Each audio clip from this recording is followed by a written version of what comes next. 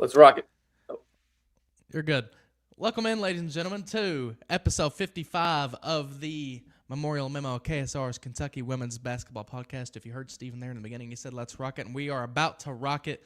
Got a fun, exciting episode waiting to come. Got a lot of things to talk about. I mean, today has been absolutely loaded. One for me personally. Feels like I've been running around with a chicken with its head cut off today.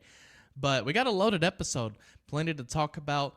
So let's not wait on it anymore, right? Let's go ahead and dive into everything there is to talk about. So, number one, Kentucky is the number 16 team in the AP poll. Now, I will go ahead and quickly apologize for not doing an episode last week. I was sick, still kind of recovering from that, but it was, when I was able to record last week, it ended up being in the window where my sickness had turned into like a bad cough and like my throat didn't feel great. So didn't want you all to sit here and listen to me hack up a lung the entire podcast. So that's why we're just now getting things going here. And, Kentucky's the number 16 team in the AP poll now.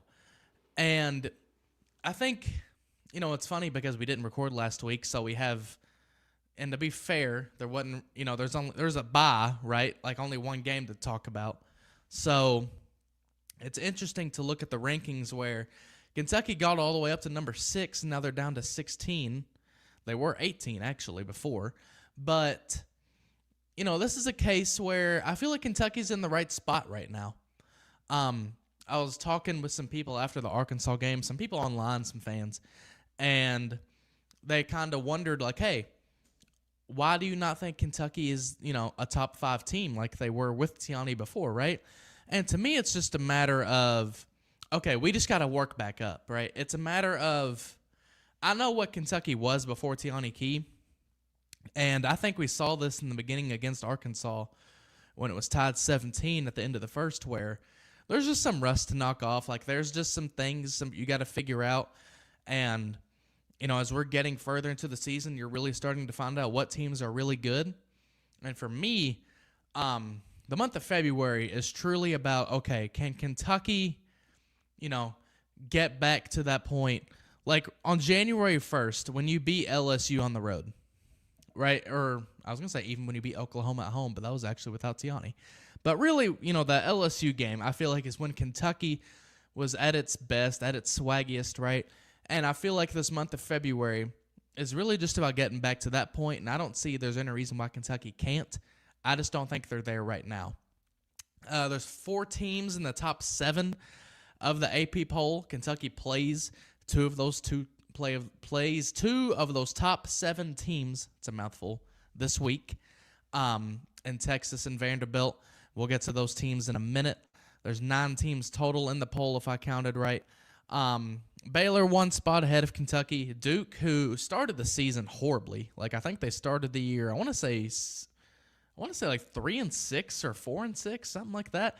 They're all the way up now at 17 or 16-6, so they're on a bit of a winning streak to start ACC play. Tennessee, who actually just beat Kentucky, not that long ago, is down at 19.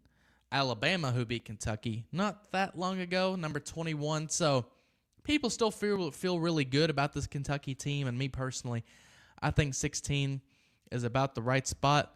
And that's why in the net rankings, Kentucky's still number 16 in the country there.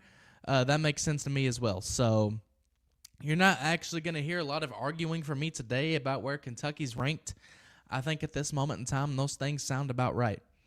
And you go look at the quad records for Kentucky. And like I said, it's been a minute since we've been on, and so things have changed, right? Kentucky's now under 500 in quad 1 games, which is not ideal.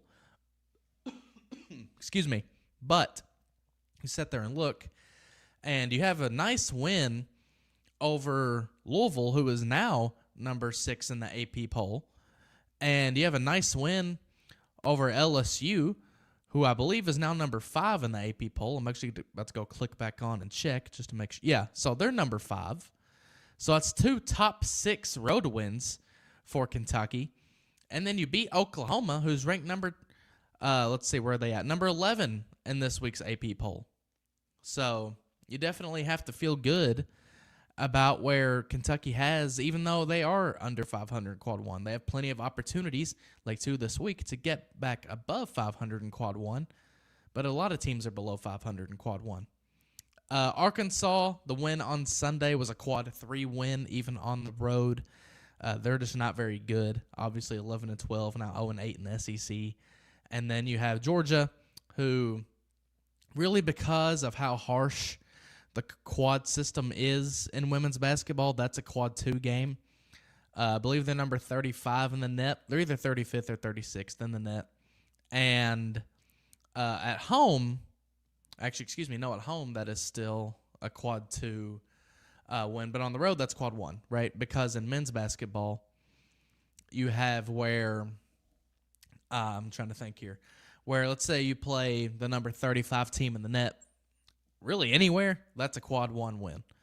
In women's basketball, it's got to be a top 25 opponent for a home game, for a quad 1 home game, and that didn't quite happen for Kentucky. Obviously, I don't know if Georgia's going to get up to that point. Miami on the road, of course, that game was back in December. That's a quad 2 right now. I think they're kind of on the door of being a quad 1 with that one being on the road, but that's what Kentucky right now is looking like with the quad records. Move on to the Brackettology. Yesterday, I actually posted online how Kentucky was not projected to make the tournament. And I'm going to be honest, I'm kind of disappointed in you all because I also included a screenshot of the Brackettology that clearly showed that there was a bit of a typo. And I was also disappointed because even in the tweet itself, I said Kentucky is not projected to make the tournament, ... But I think they're supposed to be the 5 seed over here, right? And it turns out that they were the 5 seed over here. When you look at it, Kentucky is actually now the 5 seed in Norman. They were previously the 5 seed in Waco, for Baylor. But now Kentucky in this projected field is the 5 seed, and a 4 seed hosted by Oklahoma. And, of course, we all know that Kentucky beat Oklahoma without Teonni Key. So you could certainly say to yourself, well, why couldn't they beat them with Teonni Key? And, of course, this is all hypothetical and it's certainly going to change, probably even next week or later this week. But it's just interesting to look at Kentucky, still a 5 seed in the latest ESPN Brackettology. Now, a point that makes me personally excited because I love recruiting and, I'm just really happy for these kids. Madden Greenway, Savvy Swords, and Emily McDonald, all 3 of Kentucky's 2026 recruiting signees are McDonald's All-Americans. Now, I figured Madden and Savvy probably would be. I didn't know if Emily would, right, just because she's a little bit lower ranked. But I should have known she would be because her last name is McDonald. I should have just had that off the top of my mind anyway, right? I'm an idiot for not even, why would I ever question if Emily McDonald, the namesake of the damn games, would be a McDonald's All-American? Kentucky is tied for Texas with the most McDonald's All-Americans. Texas has 3 as well. Interesting note that I thought was really cool. So, by my counting, and I haven't been corrected on it yet, so I'm going to assume I'm right here. Before Kenny Brooks arrived to Kentucky, Kentucky had 8 McDonald's All-Americans in program history. Through 2 recruiting classes at UK, Kenny Brooks has brought in 4. So he has half of the program's total from before where he got here, right? They're just 2 recruiting classes. So that's all pretty amazing. And, it just goes to show the brand at Kentucky, the level of recruiting here is just different, right? Like he talked about on his radio show how at Virginia Tech, he simply just wasn't recruiting McDonald's All-Americans at Virginia Tech, and now he's got 4 and 2 years here at Kentucky. Madden Greenway, to me, I would say it's between her and Kate Harpering for, who's the best point guard in the class, right? And I think you could really do a coin flip. I'll be biased and say it's Madden. But, those are 2 tremendous players, and Madden is obviously a great one as well. Savvy and Emily, teammates at Lutheran High in New York, It seems like Emily puts up a monster stat line every time I see them play. Every time I see the box score of them play at least. And, it's just one of those things where you feel really, really good about Kenny Brooks' done in year 1 and year 2. But then you think about year 3, 4, 5, 6, right? when he has this level of talent, because we've already seen him develop. Like, we've already seen him turn Georgia Amore and Clara Strack, who Georgia Amore wasn't a top 100 kid, partly because she was, an international kid from Australia. But like, Clara Strack was ranked 95th, right? 95. And these kids are in the top 35. So you have to wonder, you see Kenny Brooks' development, you just have to think to yourself, man, what are Madden Greenway Savvy Swords and Emily McDonald going to become at Kentucky? To me, that's just really exciting. It gets me absolutely pumped for the future, especially because they'll come in next year and you have a senior Clara Strack, right? And let me not get this wrong, I believe it is I think it's senior Asia Boone. I always seem to forget what class Asia Boone is, but it should be senior Asia Boone if I can think correctly right now. And then a sophomore, Kaylin Carroll, redshirt sophomore, Dom Perova, junior Lexi Blue. Like, that's an exciting group to build around. So, Kentucky has a great core right now. A lot of it's going to graduate, but, it's about rebuilding, reloading in Kentucky. Kenny Brooks are doing just that by bringing in not one, not two, but 3 McDonald's All-Americans. Now, I want to give a quick shout-out to Tony Morgan, who made the top 10 this week for the Nancy Lieberman Award. And if you don't know, Nancy Lieberman was a former player, and that award is given to the best point guard in the country. Georgia Amore was a finalist for the same award last year. And to me, it's deserved, right? I mean, Tony Morgan is an incredible player. Obviously, we all see it game in and game out. But to me, and Georgia did this a lot too, but I'd say even more so Tony, where, to me, Tony Morgan is like the textbook definition of a point guard, right? Like, Tony Morgan averages, 8.7 assists per game, right? Or maybe a little bit lower than that. But, like, she, when you think of, okay, what does a point guard do? Like, she distributes the basketball at an elite level, arguably the best level in the country, right? Like, she's second in assists per game, first in total assists. Saw a stat on Twitter the other day. She ranks first in the country in assists per game against ranked opponents, right? Averaging 7 assists per game against top 25 teams. Like, Tony Morgan, to me, incredible player. You think about that LSU game, right? 24 points, 12 assists, no turnovers, and then the game-winning 3. Like, that's what elite point guards do. And to me, that's why I think Tony Morgan, it's close. Like, Olivia Miles at TCU is really good. Rory Harmon, right? There's a bunch of really great players. Who am I missing?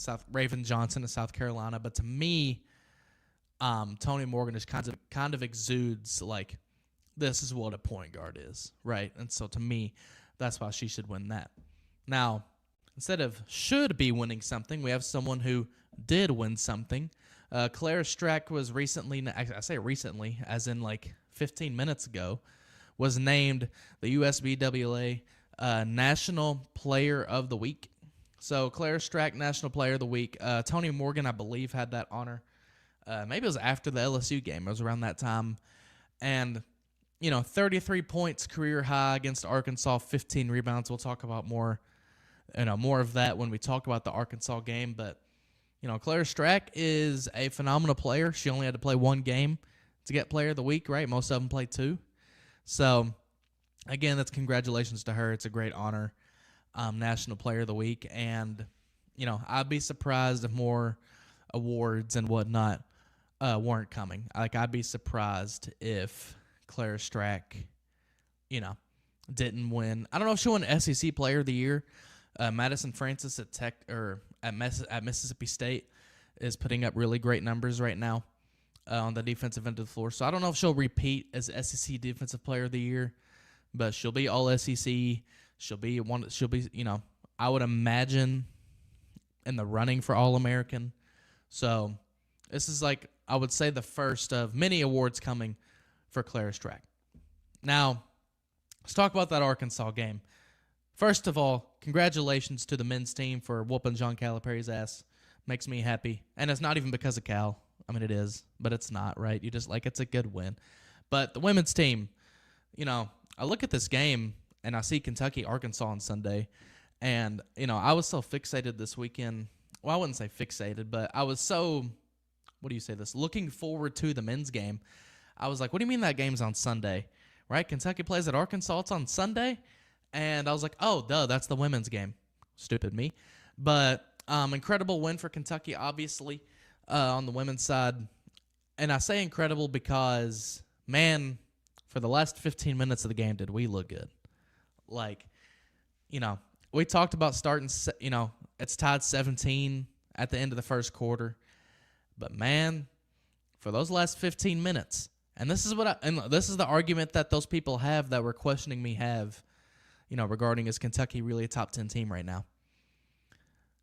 Kentucky shook off some rust early against Arkansas, but like I said, those last 15 minutes, Kentucky, they did look like a top 15 team, a top 10 team. So, you beat Arkansas by 20. There even came a point where I said on our message board, I was like, look, we don't have to win by 20. I just want to win convincingly. They won by 20. So, how about it? We got a point here in the chat saying we could beat anyone if we drive to the basket and try to draw hard fouls. That I agree with. I do feel like this team, which Kenny says he doesn't really it's not really a point of emphasis for him. I don't know. I'm not in practice, so I just genuinely don't know. But it does feel like this team shoots a lot of threes. And, if this team shot 36% from three, I'd be all for it. But this team shoots like 31% from three. So, not quite as efficient. Feels like you're just missing shots. And I will say, like, you go watch Kentucky and, like, you go back and you watch some of the missed shots.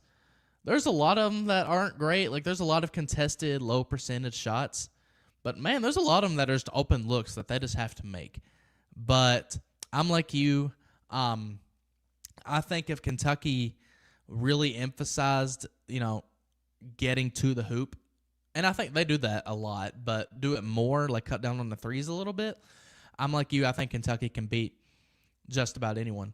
But that Arkansas game, right? You'd see Teonni Key, who I'm about to talk about right now, who just came back. All of her points come down low.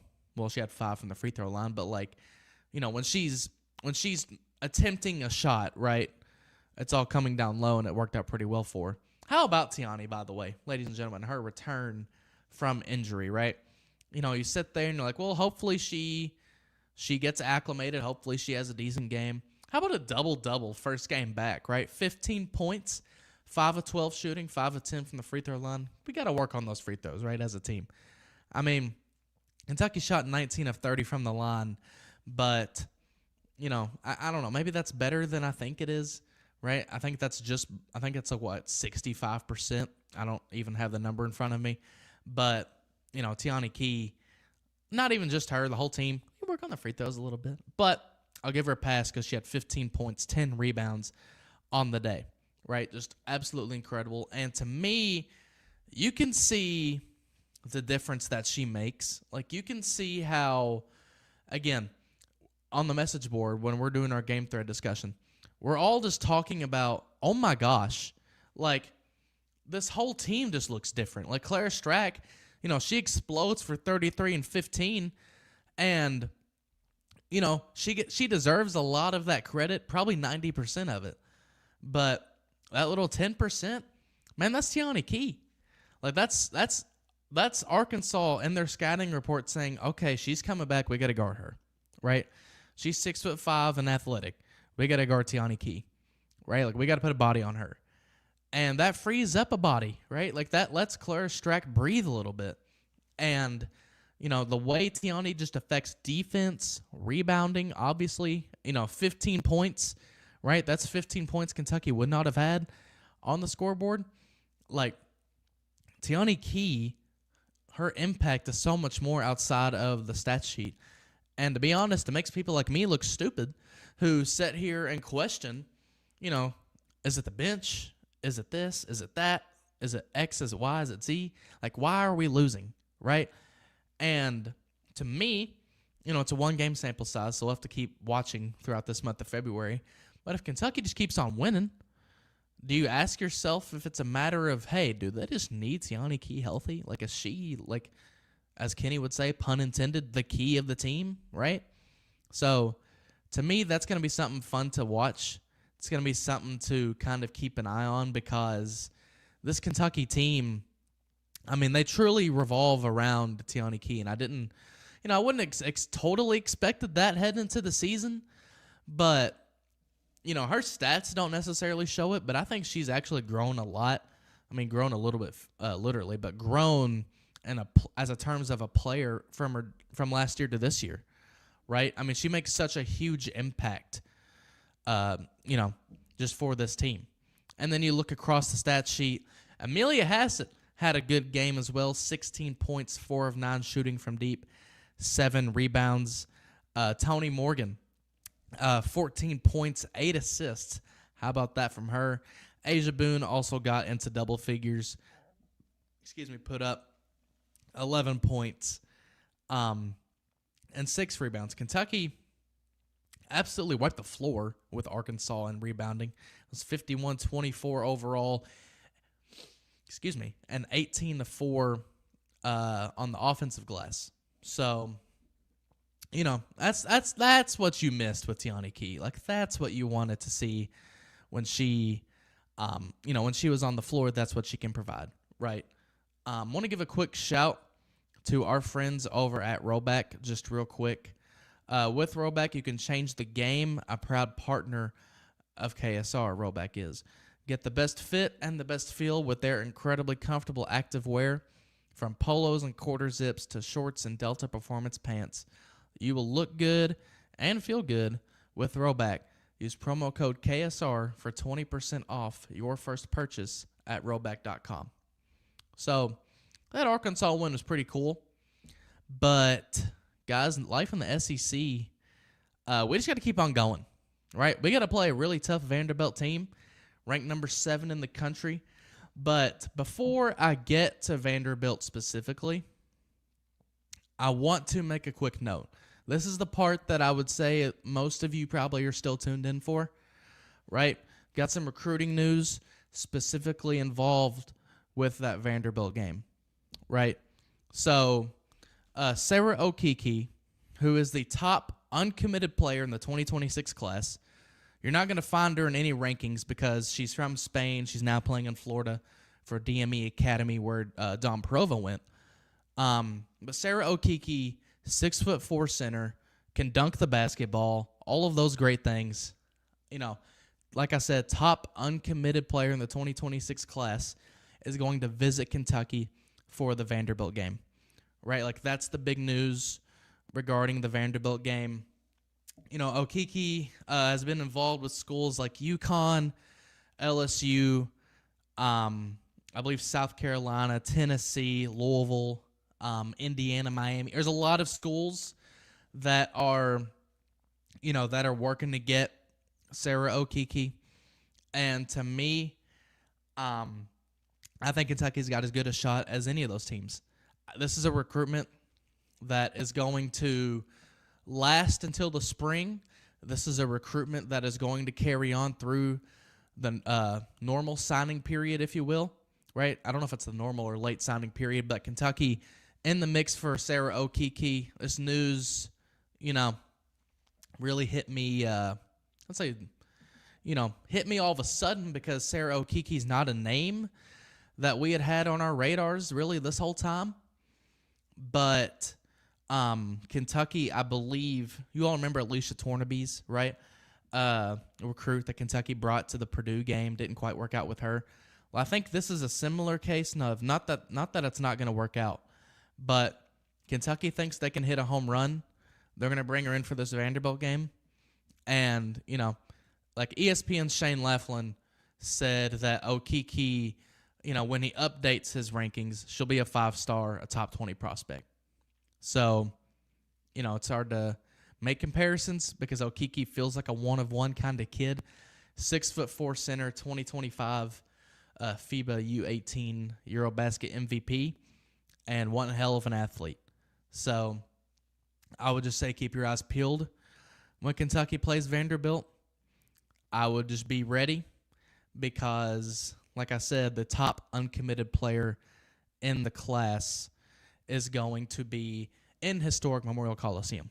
Now, more on Vanderbilt, right? We know Sarah Okiki's going to be there, but like, what else do we need to know about Vandy, right? Well, so number one, they are 21-2 on the year, started the year 20-0. Vandy is a dangerously good team.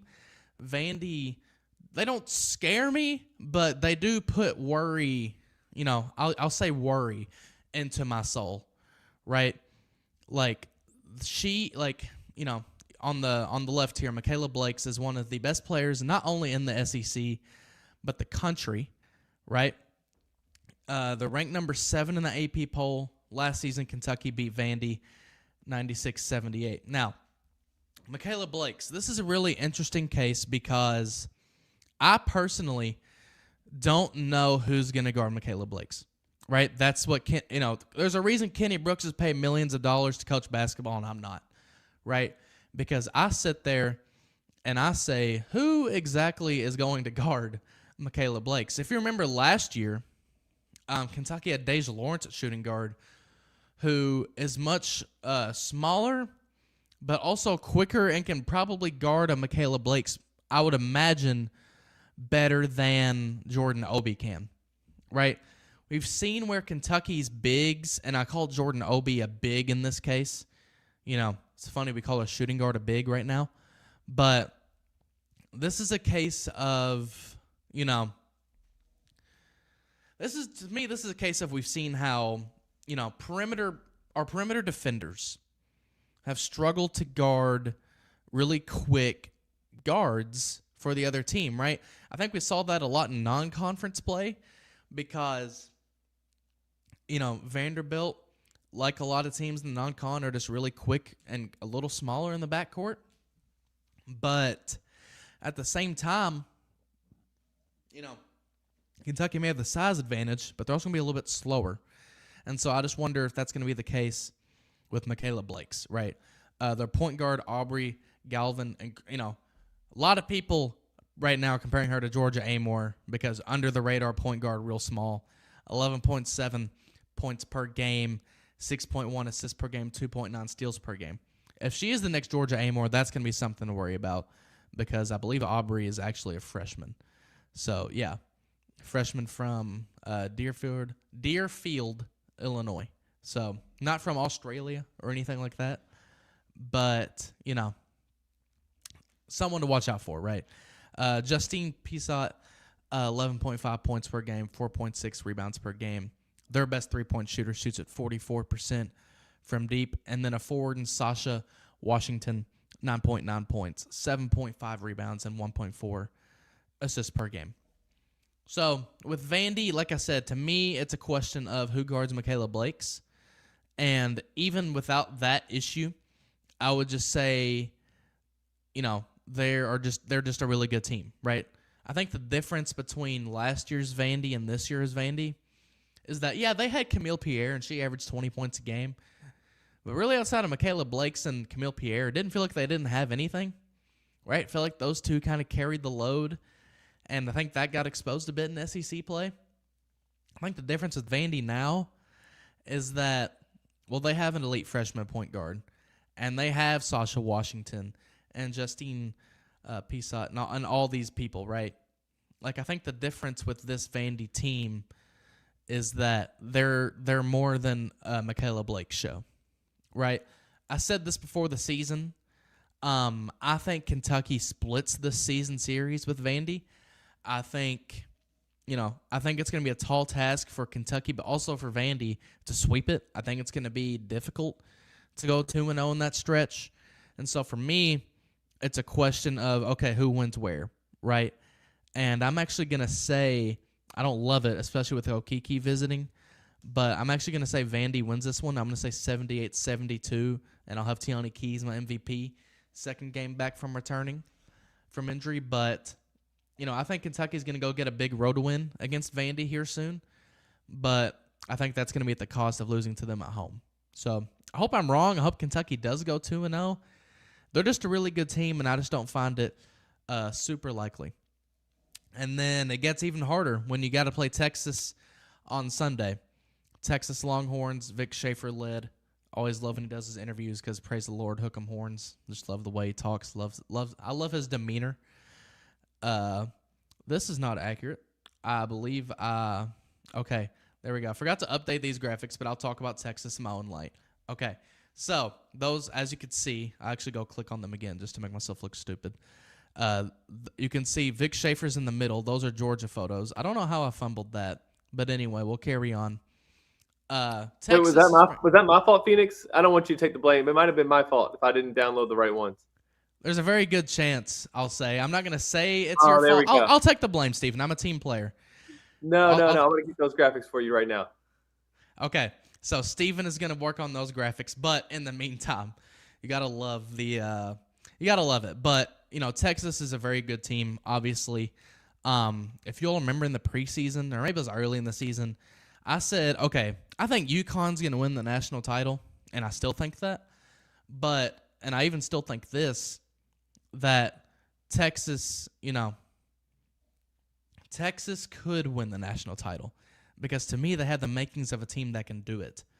They have Madison Booker, who is this elite player, going to be all SEC, and going to be all SEC.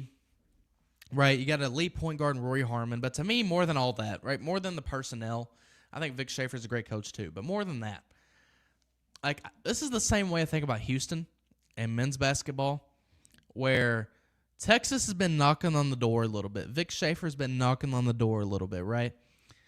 They've been to the Final Four. They went last year. I feel like they're really close to getting the job done, and I don't think it'll be this year. I think it could be. I don't think it will be. But yeah, Texas, incredible team. Steven got the graphics for us. Shout out, Steven. Thank you, my man. Greatly appreciate it. So Texas, now that we're not talking about that Georgia graphic that was on the screen, 21-2 on the season, 6-2 in the SEC. They had to play South Carolina and LSU back-to-back. Vic Schaefer went viral on social media. He wasn't very happy about that. Like I said, number 4 in the AP poll. And a couple days ago, they beat number 11, then number 10, Oklahoma, 78-70. I believe that was a home game for Texas, yeah. So, you look at their players, and we start with Madison Booker, 19.1 points per game, 6.9 rebounds per game, 4 assists per game. Garden Jordan Lee, 13.9 points, 2.4 assists, 2.2 rebounds. Kyla Oldacre, who I'm actually going to take a quick second to say that Kyla Oldacre is and was the biggest pain in Claire Strack's side and really that whole team's side last year. Again, like I talked about with Michaela Blake's, I'm like, what are we going to do with Kyla Oldacre? It's a matter of she's not the most athletic, but God, she is physical. Like it would be solid entertainment if you put her and Reagan Beers in the octagon together on UFC, right? On UFC Fight Night. Because I think those two would probably kill each other. That's how physical they are. And so, she really ate Kentucky up alive, it felt like last year. I don't want to say the word, but she was a part of, Texas really thumped Kentucky. We'll say that. Texas thumped Kentucky. But yeah, this is just a case of again, who in the world is going to guard Kyla Oldacre? Want to take a quick second. Eric in the chat says he thinks we beat Vandy with Teonni Key. And I actually don't I do disagree in this case for Thursday, but the following time I do think Kentucky beats Vandy with Teonni Key. But I can see your point, right? Because it's a completely new team, like I talked about in the beginning of the episode, where this team, again, at the end of the Arkansas game, that last quarter and a half was some of the best basketball Kentucky's played all year. So I don't blame you for saying Kentucky beats Vandy with Teonni, whether it be this time or the next time we play Vandy. But again, to me, I just think it's a matter of, I think they'll split. And I'm just going to go ahead and guess that it's probably going to be on the road against each other. Kentucky's lost one home game, right? I can't believe Georgia, of all the games, was the home game loss so far, by the way. But, only lost one home game. I'm going to guess they drop a couple, maybe even another after that. So that's why I have Vandy beating Kentucky at home. That is the old graphic, Stephen. That's actually my fault this time. There we go. Kyla Oldacre, 11.4 points, 6.9 rebounds, and 1.2 blocks per game. And then, of course, Rory Harmon, who you've probably heard me mention 100 times on this podcast. I don't know if I've talked about any player more that's not a Kentucky player than Rory Harmon on this podcast. 9.1 points, 6.9 assists, and 2.9 steals per game. So, again, with Texas, you just have to wonder, like, okay, who's going to guard Kyla Oldacre, right? Or who is going to score over Kyla Oldacre? Who is going to neutralize her in general, right? And then I think Kentucky has the athletes and the size and the skill generally to be able to keep up with Texas, right? Kentucky beat Oklahoma. Texas beat Oklahoma, right? I think Texas has a higher ceiling, right? But in general, I think they're pretty close. That being said, I do have Texas winning 69-58, and I'll have Tony Morgan as MVP. I think it's the first time this season I've had Kentucky going 0-2 in a week, and I don't love that. Like, I kind of hate myself for even thinking that. But, at the end of the day, Texas is a very good team, and this one's on the road. This is in Texas, at Texas in Austin, right? All of those things. They got a great women's basketball environment. It's just going to be tough to pull that one out. I really hope Kentucky can at least go 1-1 this week. I think we are all going to be jumping through the roof if Kentucky goes 2-0 this week, right? I think we're all going to be uber ecstatic if Kentucky can go 2-0 this week. I'm going to pray for 1-1, and if we go 0-2 this week, I guess I'll at least halfway not really even flex that I was right. So there we go. Going ahead and call in the episode here. Just want to thank you all so much for tuning in. Thank you all for bearing with me. Again, I'm still recovering from sickness. I'm all right. You don't have to be worried about me. And again, I want to apologize for no episode last week. I hope the Sarah Okiki news talking about the fun of Teonni Key coming back, I hope that was all kind of worth it this go around. If you think it was, please like, comment, subscribe. I appreciate it. Steven appreciates it. We may make graphic mistakes sometimes, but you know what? We do appreciate your support, and we will continue to bring awesome content. So again, thank you all for so much for tuning in to episode 55 of the Memorial Memo. I'm Phoenix Stevens here on the KSR YouTube channel. I will talk to you all next time. Peace out. Go Cats.